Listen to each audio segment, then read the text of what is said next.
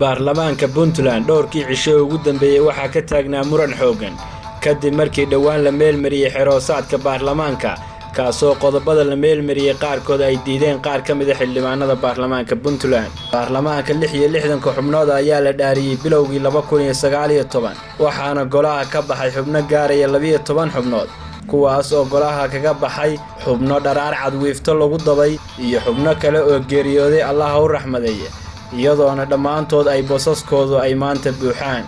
xildhibaanada ka soo horjeeda xiroosaadkan cusub waxaa ka mid ah xildhibaan Axmed Cabdiraxmaan Jaamac Axmed Kuluc kaas oo sheegay in ansixinta xeerkan aan loo marin dastuurka. Mid ka mid ah qodobada uu muranku ka taagan yahay ee xiroosaadka cusub ayaa ah in xasaanada guddoonka iyo xildhibaanka looga qaadi karo 44 cod sida madaxweynaha iyo madaxweyne ku-xigeenka. xildhibaan Axmed Kuluc ayaa sheegay in qodobada ay ka soo horjeedaan uu ka mid yahay qodob oranaya in xildhibaanka soo mara maamulka Puntland ay wax ku qaadan karaan wax la yiraahdo maamuus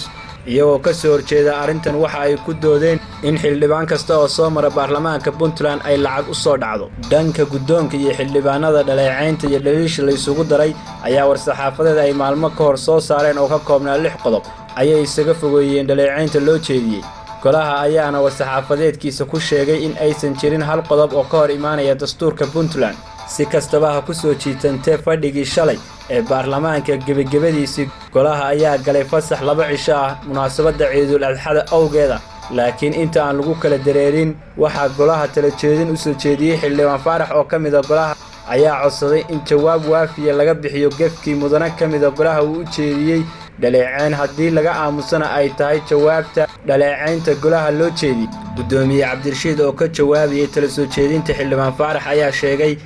in xal golaha wada anfac laga gaari doono marka laga soo laabto ciidka, arrintaasna uu goluhu gacanta ka wada buuxsanayo wixii dhacayna ay ka wada dheregsan yihiin xanaankeeda iyo sidii looga baaraandegi lahaa lagana gaarayo xal rasmi ah oo goluhu ku qanco xildhibaankuna uu uga soo noqdo wixii uu ku kacay. Gudoomiye Cabdirashiid ayaana tilmaamay in wax walba wanaag laga raaco maalin walbana uu khaladku dhaco ayna yihiin kuwo hore u yimi haddana ay imaan karaan. inta aan warbixintan ku guda jirno waxaan in yar dib u milicsanaynaa oo isdul taagaynaa heerarkii kala duwanaa ee golaha wakiilada Puntland ay soo mareen tan iyo markii la dhaariyay baarlamaanka hadda jooga. bilow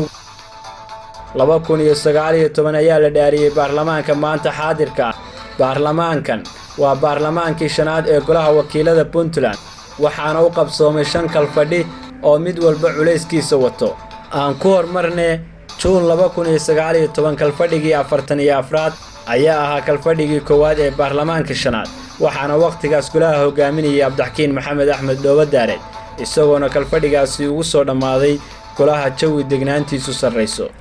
October 2019 kalfadhigii 45 ayuu mar kale golaha u furmay kalfadhigaasi waana kalfadhigii labaad ee Cabdixakiin Dhoobadaare uu furo, laakiin kalfadhigan waxa uu ka miisaan cuslaa kii hore. bilowgiisii waxyaalihii ugu waaweynaa ee ka dhex qarxay golaha waxa ugu waaweynaa oo weli saameyn ku reebay golaha in maalintii koowaad ee furitaanka kalfadhiga uu su'aal ka carooday Siciid Dani kalfadhigii uu furayna uu ka dhex kacay caradii uu ka qaaday su'aashii la weydiiyay awgeed. waxaa kale oo kalfadhigaas lagu xasuustaa gudoomiyihii ruuxiga ahaa ee Dhoobo in uu ku hagoogtay xildhibaan Cawildaad kadib markii madaxtooyadu damacday in ay baarlamaanka kala dhex baxdo kadib su'aashii Dani ka carooday awgeed. xasuuqii weerar dhiig daadasho ee habeen madow lagu qaaday hoolka iyo guddoonka baarlamaanka jarmaado dhiig laga tallaabsaday oo isla waaberigii sifo aanay bulshadu mahadin xilkii guddoomiyenimo looga qaaday Dhoobadaare. isla toddobaad kadib guddoomiye aan la mahadin waqtigaas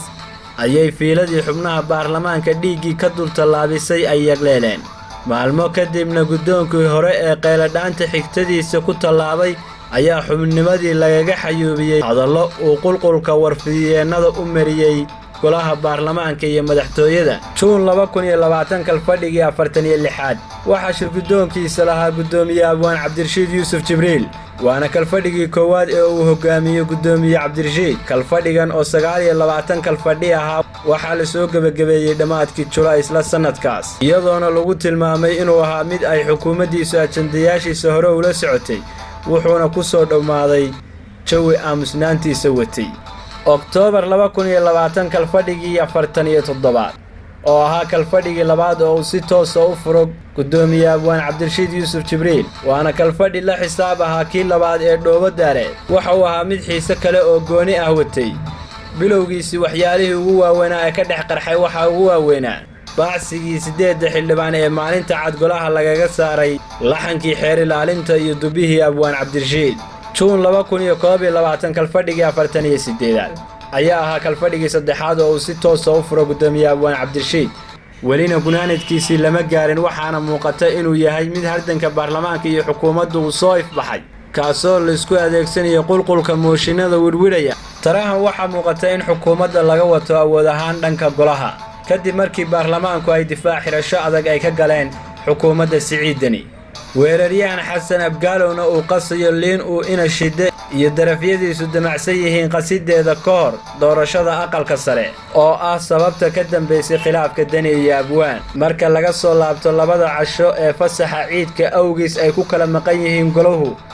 mooshinada wirwiraya waa kala baxa ugu dambeeya jawaabihii ugu dambeeyay ee la isla wadaagay iyo go'aanka gaaridda xildhibaan Kuluc